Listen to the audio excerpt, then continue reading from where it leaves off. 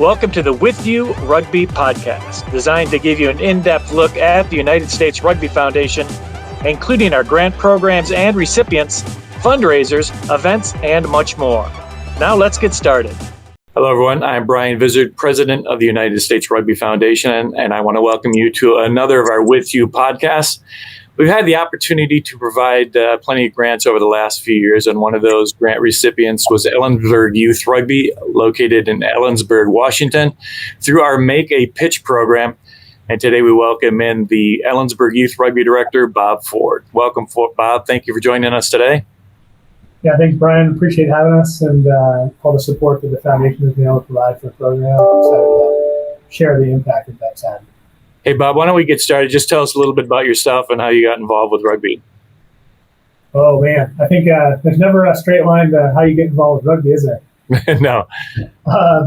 Actually, a college roommate drugged me out. I was playing soccer up at Western Washington University, and on a little bit of a dare turned out for rugby, and the rest is a little bit of history. But really enjoyed some playing time there, played a little bit across the border in Canada, and then had an opportunity to get involved with the Pacific Northwest All-Star teams and Pacific Coast Grizzlies, and from there on to the NA4 series and then the U.S. national team was probably the pinnacle in 2007. So been involved with those steps along the way, from a player role on the college level to management and coaching throughout the rest of my rugby career. So that takes me back about 23 years. So it's good. Well, tell us a little bit about Ellensburg Rugby and how the club got started.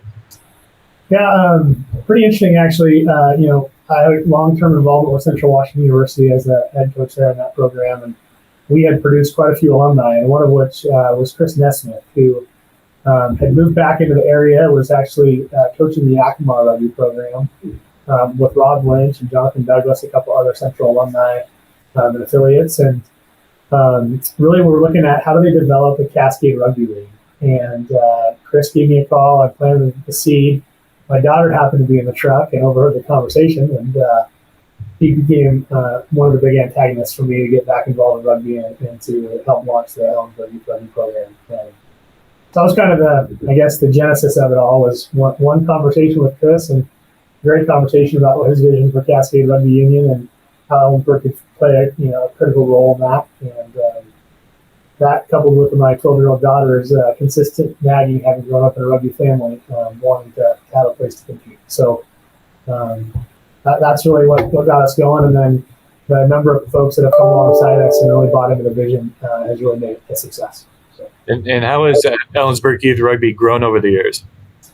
Well, I mean, like most programs, we actually had no rugby in the Valley other than Central Washington University. And so we started out with the goal of trying to launch a U12, U14, and a high school program, which we thought was a little bit ambitious, but we gave it a shot. And of course, as luck would have it, it was the same year that we all got to deal with COVID for the first time. So literally the Thursday before our match, our first hit out, we got called up and found out that we weren't going to get to compete. So our first year was some great groundwork laid on the foundation of sort of recruiting. We had about 60 athletes out in those 8 grades, and then really looking forward, as how do we plan and build going on. So currently we have now a U10 program, which is pretty awesome. These little guys running around playing touch and flag, and we're introducing them to all the basic skills and getting them ready to be really the foundation for the program. So U10 to U12, U14, and then high school boys and girls. So it's been really great, and we're really excited about this upcoming season. And what are the total numbers then? How many boys, how many girls? Well, the girls, all your programs. The girls is probably our biggest challenge. Of course, U12 and U14 is co-ed, so they get to compete right away. Our high school girls, we got about 7 kind of currently in the mix, so we've been playing 7s with them. We're hoping to grow that this spring, now that we kind of have a full year under our belt and are able to get out to the high school and do some more recruiting.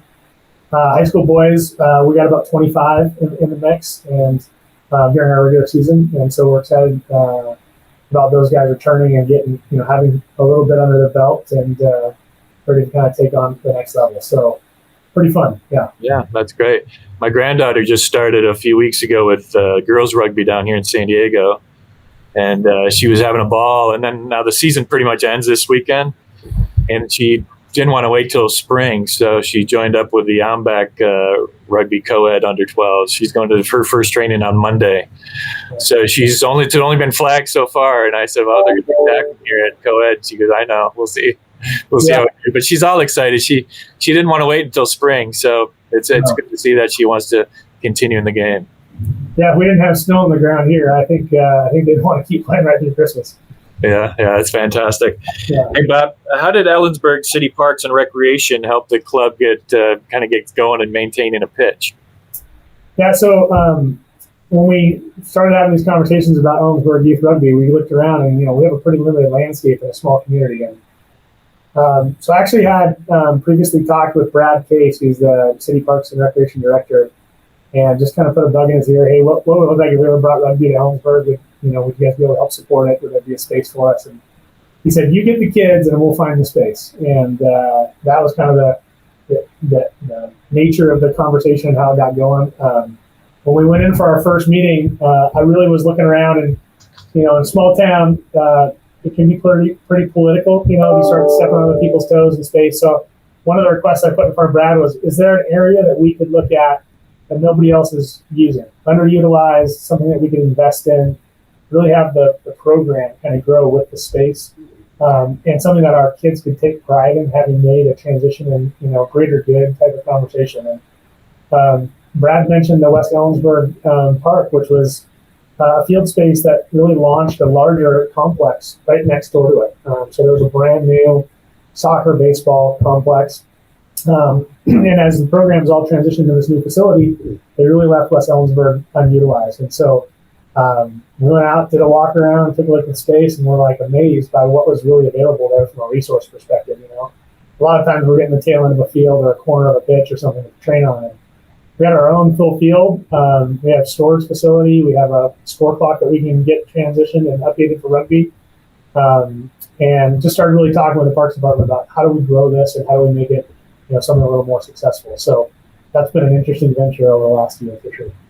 Well, that sounds like a great first step. How did your relationship with the foundation get started? Well, I was fortunate to rub elbows with a gentleman named Mike Gerton.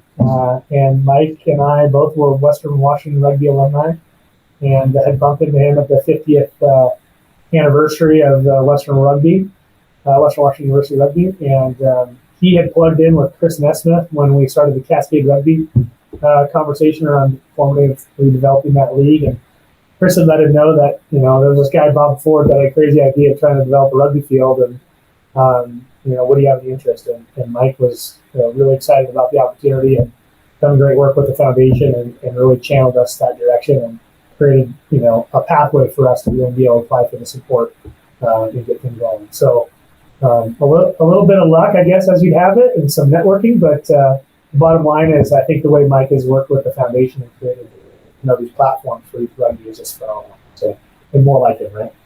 Yeah, and Bob, the foundation, if I'm not mistaken, we provided you goalposts, corner padding, field flags, goalpost pads, match day tents, rugby balls, a pitch sign.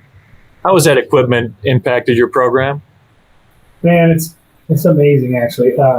We put the sign up, and one of our parents posted the same day on social media. There's something about having that recognition and that signage up that really spoke to the work that had gone into the program. And the stuff that we received, as far as equipment goes, it really created, a true rugby environment for our student athletes. And they have just loved every minute of it and are so appreciative of the support. It's really nice to go travel on a rainy day and have a tent to get everybody under, but also just a calling card for, where do we gather at? And, anything that you can do to create community and create, space for these young athletes, they just really absorb it. And the foundation and the supporters really helped us do that. And then obviously from the day-to-day trainings perspective, the balls and the pads for the posts and the goalposts themselves, it really outlines the field and creates a true rugby field. And it takes away some of the confusion about what's going on out there on the field because people see the space and begin to identify that as a rugby field and the home of Ellensburg Youth Rugby. And that's what the foundation gave us, that identity and that place to call. So. And you touched on the Central Washington University men's program. How was that men's rugby team impacted Ellensburg Youth Rugby? But they impact it every day. We have guys out at training every single day, which is a pretty unique resource, right? Obviously, the fall season, we had a little bit more engagement because guys weren't in their own training platform as far as day-to-day, out there running for Central. But we had just a handful of guys that have just really adopted the program and love working with the kids. And they're just such amazing quality character guys, right? They just they carry themselves really well. They see the excitement and the light bulb go on for these young athletes. And I think that really feeds them too. And they really just, developed some pretty cool relationships with these young guys and gals. So from a day-to-day perspective, that program's been impactful, but also just on a coaching perspective, the majority of the guys that are working with us are all alumni that have settled in the community, having kids themselves come up to the program, and so the history and the fraternity of the Central Washington Youth Rugby programs is really coming to bear on the success of ours. So Todd Thornley and the head coach there has done a tremendous job helping be proactive and engage us and help provide coaching resources as well as encouraging his young athletes to come out and participate in the give back. So it's pretty awesome. Now you've been able to get pitch, get land, do all these positive things. What words of advice do you have for other groups out there that are trying to get their own pitch? Yeah, one is it's going to take determination, right, and follow through. But it also does take a greater good perspective. I think sometimes, we come in with a singular focus in the way that we approach, our city, municipalities, or, whoever we're connecting with from a programmatic perspective. And, really looking at the greater good and what does the development of a field space or the creation of a rugby environment do for our community as a whole. And, I think selling that perspective is really important and making sure that you're all in for that goal. And I think, of course, you're going to always win people over more as friends than you're ever going to do as enemies. So the more other programs you can help support. We actually developed a great relationship with our soccer program, the Death Valley Junior Soccer Association. And they actually lend us their striper, for painting. And they helped us out. They painted our field for the first time for us. So just, think about your community really in a holistic way. And I think develop relationships that go beyond rugby. And by doing that, I think you really do share the character and the nature of what rugby is about, which is giving back to our community, giving back to the world of sport, and do it in a real positive way. The other thing I think that is a really unique opportunity, at least for us, it definitely is.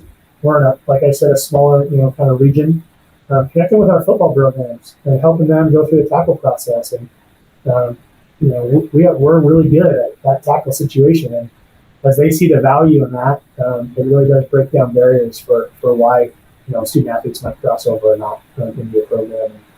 So it's all about relationships. Number one, first and foremost, honor those relationships, follow through, and maybe even put somebody else first. That's been a way that we've had success. So. And looking ahead for the next couple of years, what do you see in store for Ellensburg Youth Rugby? And I think we're really set up, right? We got a great platform to launch off of. I see nothing but continued growth.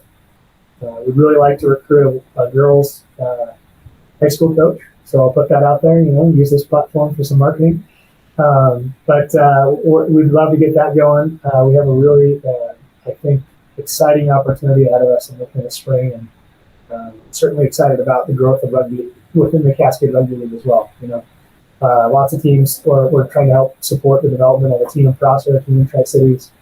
Got really active programs in Spokane and Idaho and obviously Yakima and Wenatchee. And so, last night we were on a coaches meeting and we're talking about trying to create subdivisions. And wow, we're already there, aren't we? I mean, start getting 10, 12 teams in the competition, and now you're looking at 5, 6 teams in the division and crossovers and playoffs. And it gets really exciting, and it really gives our student athletes something to compete for. So that's another thing. So we're excited for that. We're excited for that venture, and really excited to finish out the field and come back and maybe share that, finished product with everybody. But definitely on our way. So thank you. Yeah. Bob, anything I didn't cover that you'd like to touch on before we close? everything that we've been able to experience over the last couple of years really has been pretty life-giving to us and our coaching staff. And so, sometimes as you step into a volunteer role, it might feel like, oh man, one more thing you got to do. And I think when you get to spend the time with the kids in the field and you get to see them compete, it makes it all worth it. So keep the focus on the kids and that greater good perspective, and I think you're going to have success. And hopefully we're going to continue our success. So congratulations, Bob, on what you've done, what you've accomplished, and what you are going to accomplish in the future. Thank you for spending the time with us today, and thank you to all you who are watching today's With You podcast. We'll have more in the future, so please go to our homepage at usrugbyfoundation.org. Sign up for our newsletter so you get the notices about these podcasts. We'll have more in the future. Until next time, everyone, stay safe.